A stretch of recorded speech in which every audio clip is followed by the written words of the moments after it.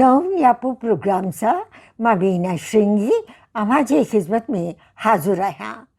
अॼु जो प्रोग्राम सुर संगीत जे सरताज हीणनि जे हमरा, बेवाहनि जे वाह, प्रेम भाईचारे जे अलमबरदार धड़े जे सचे पांधीअड़े अमर शहीद भगत कंवरराम खे समर्पण कयो आहे।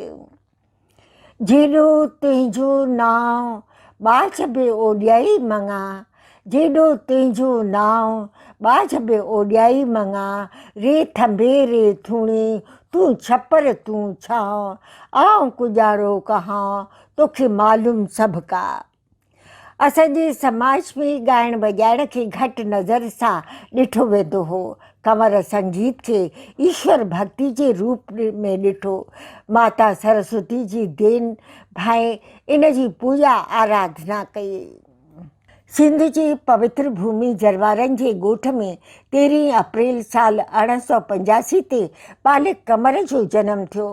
माता तीर्थबाई ऐं पिता ताराचंद जे घर लाखिणी लाल कंवर जनम वरितो।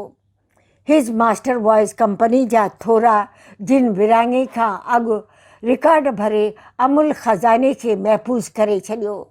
कंवर जे गायकी जे जादूअ सिंध में वॾी हलचल मचाए छॾी। हर हिकु ज़बान ते वाह वाह रही।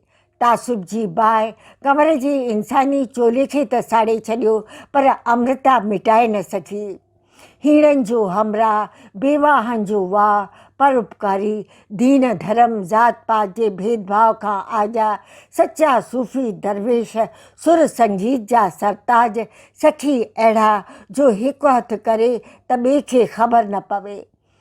माताउनि ऐं भेनरुनि जो सम्मान कंदड़, ॾात जा धणी, निहठाई जा मुजस्सम, निष्काम शेवा में जीवन अर्पण करे छॾियो।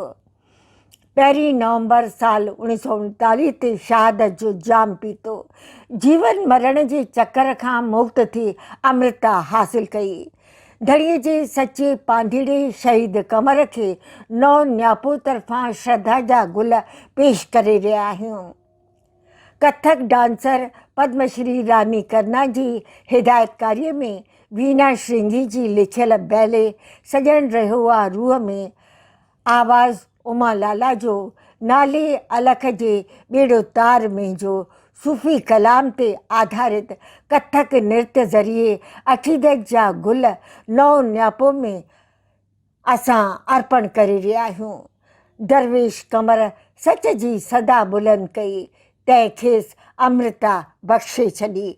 निवृत न्याज़ मारोड़नि सां मुहबत में जीवन अर्पण करे छॾियो।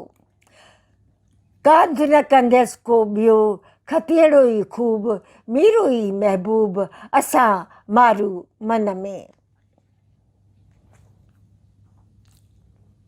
शाह, सचल ऐं सामी असांजो अज़ीम विरसो आहिनि। प्रोग्राम जी शुरूआत अमर शहीद भगत कंवरराम जेको धड़ीअ जो सचो पांधीड़ो हो, तंहिंजे मधुर कंठ मां जॾहिं नाले अलख जे ॿेड़ो तार में जो गीत जी सदा बुलंद थींदी हुई त हर बनी बशर वजद में अची वेंदो हो।